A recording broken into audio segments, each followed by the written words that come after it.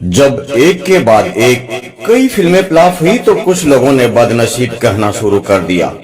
इस विदेशी अभिनेत्री के लिए आसान नहीं था भारतीय फिल्म उद्योग में फिल्मी सफर। इस एक्ट्रेस की पहले ही फिल्म काफी पसंद की गई थी, लेकिन इसके बाद सफलता नहीं मिली तो लोग इनके लिए कई बातें बनाकर अफवाहें फैलाने लगे थे। यह बच्ची भारतीय सिनेमा उद्योग बॉलीवुड की एक पॉपुलर अभिनेत्री रही है, जिसने अपनी बेहतरीन अदाकारी से दर्शकों के दिलों में अपनी जगह बनाई है। इस अभिनेत्री ने बॉलीवुड में शुरुआत तो की, लेकिन फिर लगातार 3 फ्लॉप फिल्में दी तो कई लोगों ने इन्हें बदनसीब तक कहना शुरू कर दिया था। कई लोग इन्हें माधुरी दीक्षित जी की हमशक्ल भी कहते थे। हालांकि दूसरे देश से आई इस फ्लॉप और बदनसीब कही जाने वाली अभिनेत्री ने फिर से एक ब्लॉकबस्टर फिल्म से वापसी की और भारतीय फिल्म इंडस्ट्री में अपनी जगह बनाई और फिर कभी पीछे मुड़कर नहीं देखा। ये अभिनेत्री कोई और नहीं बल्कि मनीषा कोइराला जी हैं। मनीषा कोइराला जी का जन्म राजनीतिक रूप से प्रतिष्ठित कोइराला परिवार में हुआ था। ये अभिनेता श्री प्रकाश कोइराला जी की बेटी और नेपाल के पूर्व प्रधानमंत्री श्री विश्वेश्वर प्रसाद कोइराला जी की पोती हैं। उन्होंने 1989 में नेपाली फिल्म फेरी भेटोला से एक्टिंग की शुरुआत की और फिर 1991 में सुपरहिट फिल्म सौदागर से बॉलीवुड में शुरुआत की। हालांकि इसके बाद इस अभिनेत्री की कोई फिल्म कॉमर्शियल रूप से ज्यादा अच्छा नहीं कर पाई। इस वजह से उन्हें कई लोगों द्वारा अनलकी का टैग भी दिया गया था। क्रिटिक्स ने इस अभिनेत्री को माधुरी दीक्षित जी की हमशक्ल भी कहा जाता है। मनीषा कोइराला जी ने लगातार कई फ्लॉप फिल्में देने के बाद भी कोई हार नहीं मानी और फिर से भारतीय सिनेमा उद्योग में जोरदार वापसी की। 1994 में मनीषा कोइराला जी को श्री अनिल कपूर जी के साथ फिल्म 1942 ए लव स्टोरी में लीड रोल में साइन किया गया और इस फिल्म की जबरदस्त सफलता ने उनके करियर की दिशा ही बदल दी।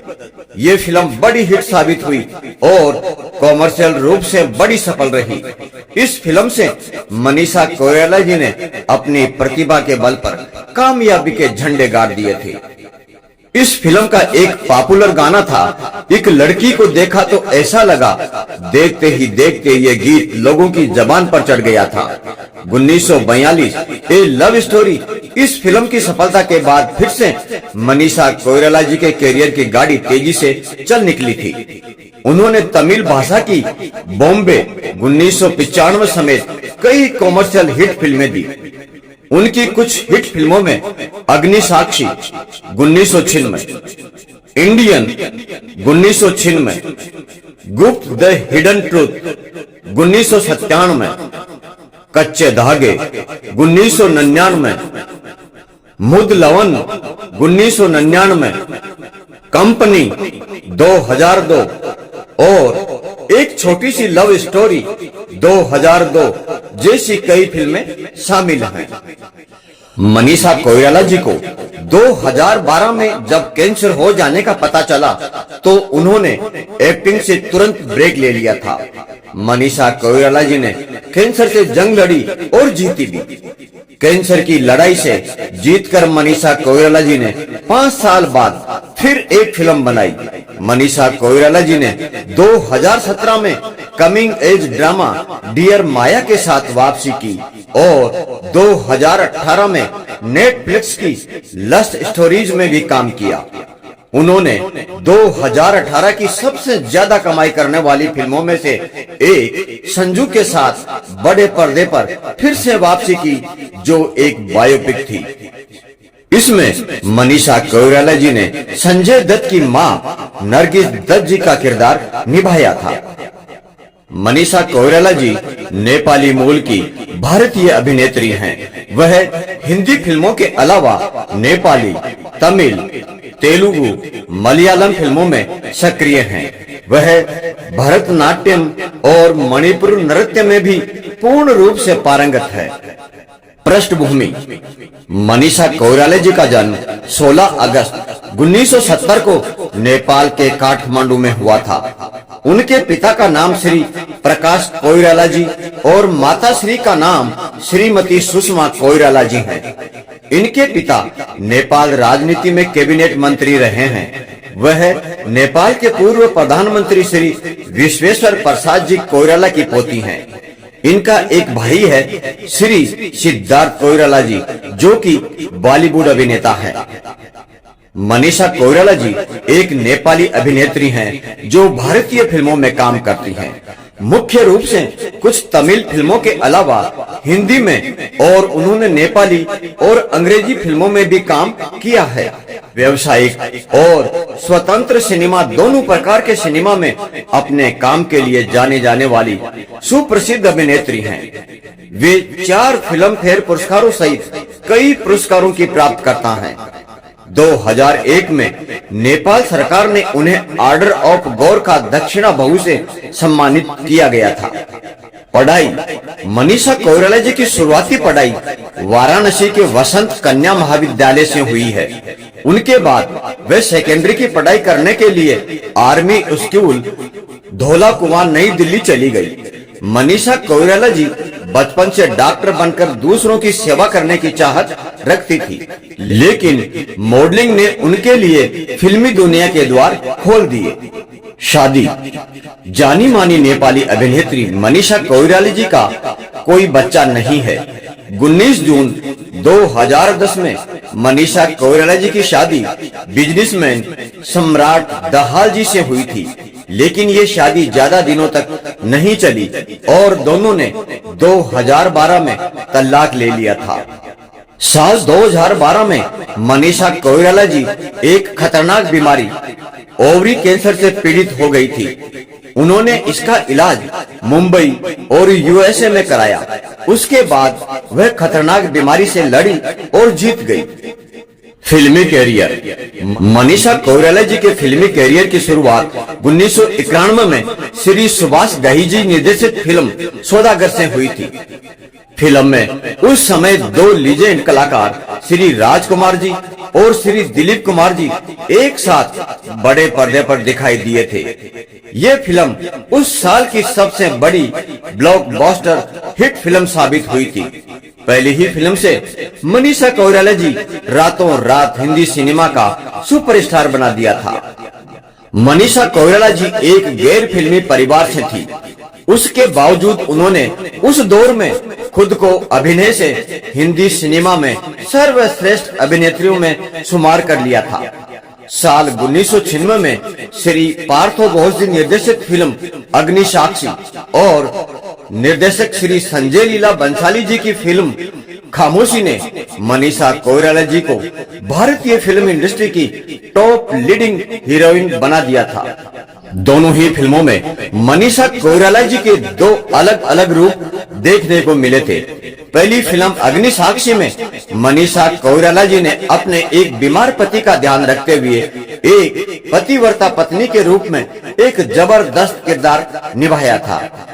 वहीं दूसरी फिल्म खामोशी में वह अपने गूंगे माँ बाप का ध्यान रखने वाली एक प्यारी सी एनी की भूमिका निभाती हुई नजर आई थी। दोनों ही फिल्मों में उनके जबरदस्त अभिनय प्रतिभा को देख सभी आलोचकों ने दांतों तले अंगुली दबा ली थी। साल 1997 में मनीषा कोइराला जी श्री बॉबी देओल जी और काजोल जी के अपोजिट फिल्म गुप्त द हिडन ट्रूथ में नजर आई थी, जो ब्लॉकबस्टर फिल्म साबित हुई थी। इसी साल वह पहली बार फिर से बड़े पर्दे पर श्री शाहरुख खान जी व मणि रत्नम जी की फिल्म दिल से में नजर आई थी। इस फिल्म ने उन्हें आलोचकों से अच्छी प्रतिक्रिया दिलाई। साथ ही उन्हें इस फिल्म के लिए फिल्म फेयर बेस्ट एक्ट्रेस का नामांकन भी मिला था। साल 1999 में मनीषा कोइराला जी की फिल्म मन और श्री अजय देवगन जी स्टारर फिल्म कच्चे धागे में नजर आई थी। फिल्म मन में उनकी लाजवाब एक्टिंग देखकर आलोचकों ने उन्हें मीना कुमारी तक जी की उपाधि दे डाली थी। ये फिल्म उस साल की सबसे बड़ी फिल्मों में से एक फिल्म साबित हुई थी। साल 2000 में मनीषा कोइराला जी मल्टी स्टारर फिल्म लज्जा में नजर आई थी। इस फिल्म में उनका अभिनय काबिले तारीफ था। उसके बाद वह वर्ष 2002 में श्री अजय देवगन जी स्टारर फिल्म कंपनी में नजर आई थी। इस फिल्म के लिए उन्हें तीसरा फिल्म फेयर क्रिटिक्स अवार्ड से भी नवाजा गया था। साल 2003 में मनीषा कोइराला जी काफी लो बजट फिल्मों में भी नजर आने लगी थी। इसी साल केंद्रित फिल्म एस्केप फ्रॉम तालिबान में नजर आई। इस फिल्म के लिए उन्हें Bengal film journalist association award से भी सम्मानित किया गया था। उसके बाद वह फिल्म मार्केट में एक जवान बाजारू औरत की भूमिका में दिखाई दी थी। इस फिल्म के लिए उन्हें आलोचकों की ओर बेहद सकारात्मक प्रतिक्रिया मिली थी। साथ ही फिल्म ने बॉक्स ऑफिस पर अच्छी कमाई भी की थी। मनीषा कोइराला जी अभिनेत्री होने के साथ साथ एक फिल्म निर्माता भी हैं। उन्होंने फिल्म मेकिंग का डिप्लोमा न्यूयॉर्क यूनिवर्सिटी से किया है। मनीषा कोइराला जी ने अपने बैनर के तहत फिल्म पैसा वसूल का निर्माण किया था। ऐसी फिल्म जो बॉलीवुड में अब तक नहीं बनी थी। इस फिल्म की लीड हीरोइन सुष्मिता सेन जी थी। इस फिल्म की खासियत ये थी कि फिल्म ना तो लव स्टोरी थी और ना ही उसमें कोई भी हीरो था। साल 2007 में मनीषा कोइराला जी फिल्म अनवर में एक सपोर्टिंग एक्ट्रेस के रूप में नजर आई थी। उन्होंने हिंदी सिनेमा में फिल्म मुंबई एक्सप्रेस से एक जबरदस्त वापसी की थी। इस फिल्म में वे श्री इरफान खान जी के साथ नजर आई थी। इस फिल्म में उनके अभिनय से दर्शक तो काफी प्रभावित हुए, लेकिन फिल्म की खराब मार्केटिंग की वजह से फिल्म को बॉक्स ऑफिस पर औंधे मुंह की खानी पड़ी थी।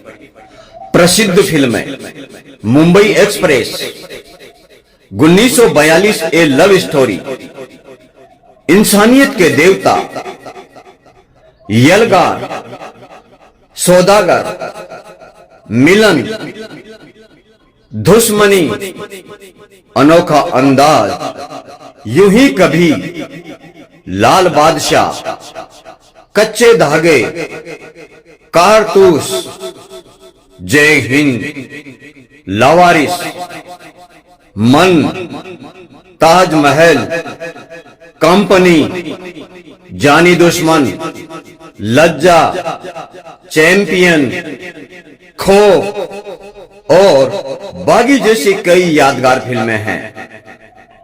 पुरस्कार 1992 में फिल्म फेयर सर्वश्रेष्ठ महिला पुरस्कार के लिए नामांकन फिल्म सौदागर के लिए। 1995 में फिल्म फेयर सर्वश्रेष्ठ अभिनेत्री पुरस्कार के लिए मनोनीत। 1942 एक प्रेम कहानी के लिए। 1996 में फिल्म फेयर सर्वश्रेष्ठ अभिनेत्री पुरस्कार तमिल फिल्म बंबई के लिए। 1997 में फिल्म फेयर सर्वश्रेष्ठ अभिनेत्री पुरस्कार फिल्म खामोशी के लिए। 2003 में फिल्म फेयर सर्वश्रेष्ठ अभिनेत्री पुरस्कार फिल्म कंपनी के लिए। 2018 में स्ट्रीमिंग पुरस्कार फिल्म वासना की कहानियों के लिए। सम्मान 1994 में प्रियदर्शनी अकादमी स्मिता पाटिल मेमोरियल अवार्ड। 1999 में संयुक्त राष्ट्र जनसंख्या कोष भारत के लिए सद्भावना राजदूत। 2001 में भारतीय फिल्म उद्योग में उपलब्धि के लिए नेपाल सरकार द्वारा सम्मानित गोरखा दक्षिणा बहु का आदेश। 2003 में प्रथम अनिवासी नेपाली सम्मेलन काठमांडू नेपाल के राजा द्वारा प्रस्तुत अभिनंदन पात्र। 2006 में विश्व हिंदू महासंघ प्रशंसा पत्र। 2014 में India today women summit women of the year award. 2015 में London Indian film festival spirit of inspiration award. 2015 London Indian film festival spirit of inspiration award. 2015 global officials of dignity award Nepal के मानवतावादी राजदूत द्वारा। 2015 संयुक्त राष्ट्र जनसंख्या कोष नेपाल के लिए सद्भावना राजदूत द्वारा। 2017 जूरी मेंशन डियर माया के लिए बहादुर और सुंदर प्रदर्शन।